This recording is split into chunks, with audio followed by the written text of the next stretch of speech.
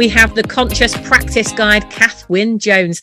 Kath is an experienced health and social care director, executive coach, and meditation teacher. And she's on a mission to inspire people to live joyful lives, not only to help themselves, but to also help to build thriving families and communities.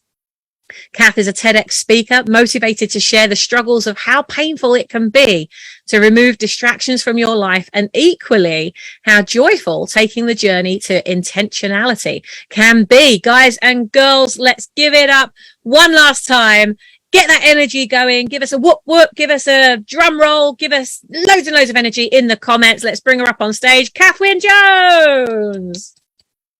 Thank you so much for having me, Sammy. I'm so excited to be here tonight with all these amazing people. I know we've got amazing people. That's what I love about One Drop Movement and RippleFest is it's just so many amazing people at all different stages of life, all just bringing their power and their magic together. I just love it. And you're bringing your magic to RippleFest tonight, Kath. I can't wait to introduce you to everybody. So for those that don't know you, tell them a little bit more about yourself and why you love doing what you do so much. Okay, thank you. So I'm kind of inspired to help female leaders to have more fun and get more done. I think as a female leader, there can be so many challenges around balancing your career and kind of what your business or what your organization wants from you, about kind of the needs of your family and friends, kind of trying to look after your own well-being. And I think so many kind of people run the risk of either losing themselves or burning themselves out in the process. And from my own experience, kind of got my first director job in the health service when I was 37. And by 40, I had completely burnt myself out because I just didn't have the right tools in place around managing my boundaries, about prioritizing my own well-being, about managing my own kind of confidence and just being kind to myself. So kind of my kind of drive is around helping female leaders to build that kind of strength, that kindness, that compassion within them, and particularly within the health and care setting. So I kind of believe in now our health and care system is so challenged because people don't necessarily want to go into it as a career in the way that people used to. And so it's really important, I think, in health and care at the minute that our leaders are really kind and compassionate and support people with what they've gone through COVID. And some of the staffing shortages that we're facing now, people just really need to be heard and understood. But I don't think that's a natural trait that comes to many people in leadership positions. I think quite often, and I found myself in this position, I'd adopted really kind of masculine leadership tendencies and I'd lost my compassion.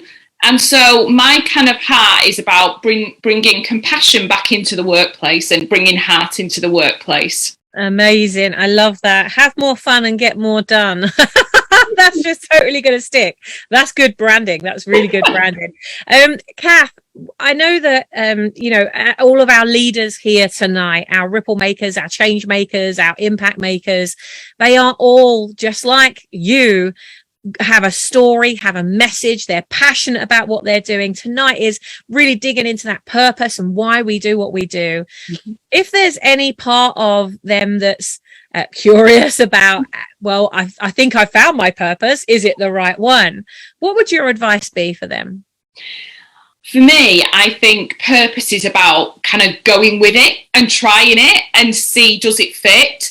And for me, and I think we all have kind of different purposes at different parts in our life. And I was reading some research actually a couple of weeks ago that was saying about only 5% of people actually know their purpose and only 2% actually live their purpose.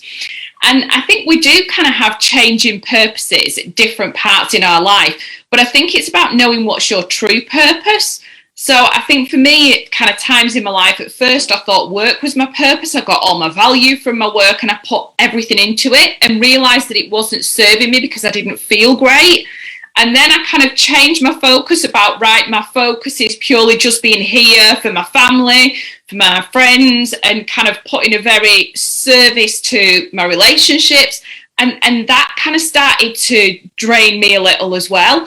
And I really kind of feel just through exploring different things that I kind of feel my purpose is about kind of finding my own joy, but then also helping others to find their joy as well.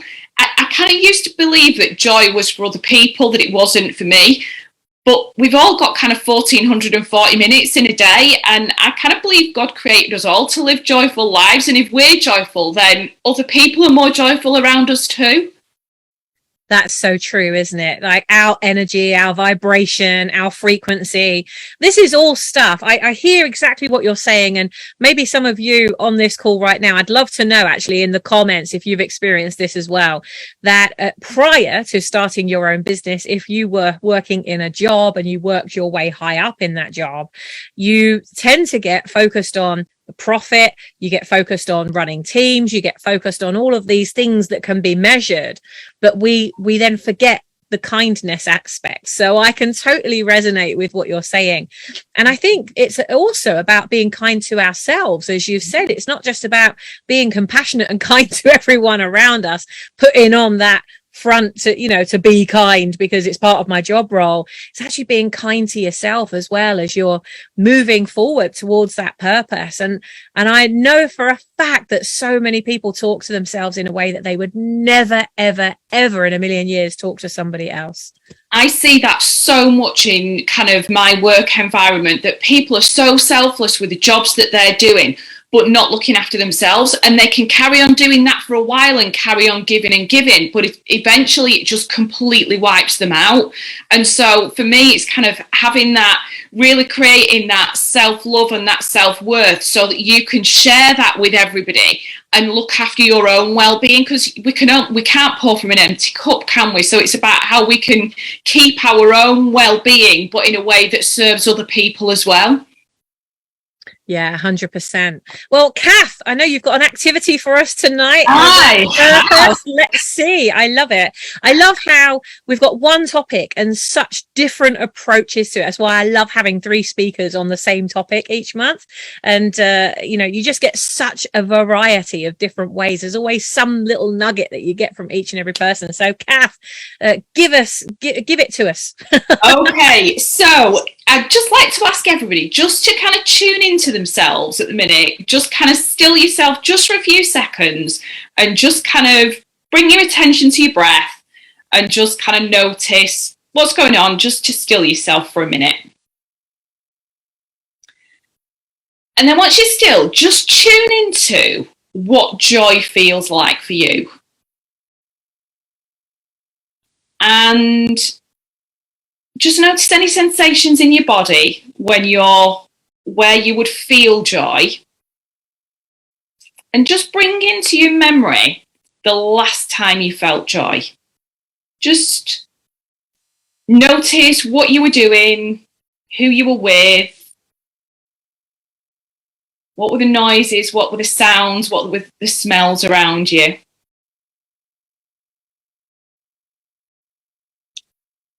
And just reflect on how long ago that was.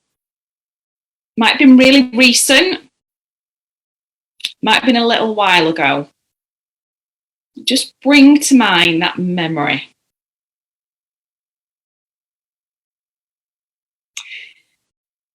And then once you've got that kind of joyful feeling, and you know where it is in your body, just think kind of now, how can you commit to bringing that joyful feeling back really regularly? And what's the one thing that you can commit to tonight that can bring you joy over the next few days, that is going to really help you feel great, but is also going to help your business and your brand as well?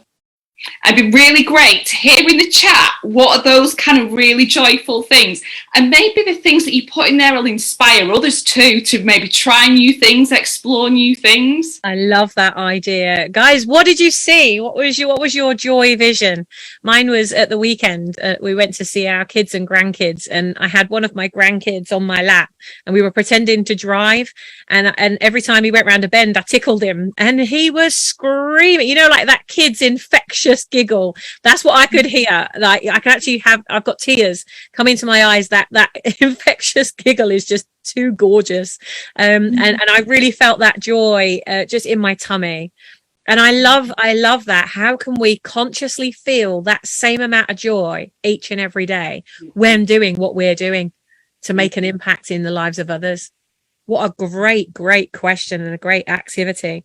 Guys, what was your joy moment? Let's see. Keith Leon's in the house. Keith is amazing. Yeah, Donna, spot on, right?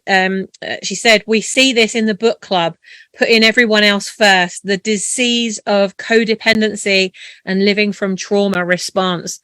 Absolutely spot on. For those of you that don't know, we've got a little book club that we started only last Friday, and we're planning to meet every Friday. And the book that actually we're reading, I've got it right next to me, is called Tapping into Wealth. So we're starting there. Our amazing Lydia Birchall, who you saw earlier, and Anya Berry, they are leading this. And all of our Ripple makers have bought the book, and every single week we're just committing to read the next chapter of the book, and then we're coming together and discussing what's happening. And in between, Lydia has set us a challenge of a money game. And so each day, so on day one, we started with £1,000 or dollars or euros, and you went and, universal money, and you went and found exactly what would I spend all £1,000, dollars or euros on, like to the cent, like all 1,000. And then the next day you've got another 1,000. So now you've got 2,000 to go and spend. And the next day it grows by 1,000 each and every day. And the amount of people, now Lydia gave us several rules. Lydia said, you cannot give the money away, and you cannot keep the money. So you can't give it to charity. You can't give it to a friend, can't give it to somebody else, and you can't save it. And you have to spend it on joy. The amount of people that we've seen in the last 7 days that said, right, today I've bought an iPad for my friend or my mum. I've bought this for that person. I've done this. And they're not spending their money on joy. Isn't that interesting? Isn't that interesting? I can't wait to hear from everybody this Friday when we come back. And guys, if you're watching this and you want to be part of the book club, just reach out to me and I'll connect you. We're meeting again on Friday. Kath, that's such a valuable activity that I would love for each and every one of our Ripple makers to go through that and just notice. How could they do like a little test with themselves, maybe tomorrow? So write that feeling of joy, encapsulate it somehow, and then tomorrow for the whole day, just notice how many times you felt that way. Every time you feel that way, put a little note next to it or something, or a tick every time you feel that way, and see how much time you've spent in that intentional joy state throughout the day. Would that be a good activity? Would you add anything to that, Kath? So one of the things I found when I started off on my whole journey around awareness is that I got so busy I forgot to be aware. So I started setting myself a little joy alarm so that every couple of hours I had kind of like my favourite song go off on my mobile phone, and it would just it just caused me to check in with how I was feeling. And if I wasn't feeling great, what was I going to do to change my state? And it may be just going out, feeling the fresh air on my face. It may be having a cup of coffee. At the end of the day, it might have just been going having a nap for 20 minutes, but just really consciously checking in with myself and saying, right, what do I need right now that will help me? But it's also going to help everybody else around me and help my business and my brand as well. Well, it can't not have that ripple effect, can it? When you're in joy, you're a super attractor. You attract all the right things. It's very difficult to attract shit, isn't it? When you're in joy, you're in this place of joy. You can't be a shit magnet. Oh my gosh, this is amazing. What an amazing lineup of speakers we've had tonight, haven't we, guys and girls? Kath, thank you so much for joining us and for sharing your joy with us and giving us the opportunity to ramp up our joy, so we ramp up our ripples that we're making in the world. How can people get in touch with you, Kath? What's the best way? Well, Facebook, or I'm just in the process of building my website at the minute. It's going to be launching in a couple of weeks, but it's Work with Kath, and I can share the link. And if you register there, I'll have some PDF guides and things that go as soon as that are on the website as soon as it goes live, so I can notify you then once it goes live. Brilliant, thank you. Thank you so much for having me. I'm so grateful for you having me. Oh, we're so grateful for you taking the time to come out and play with us today.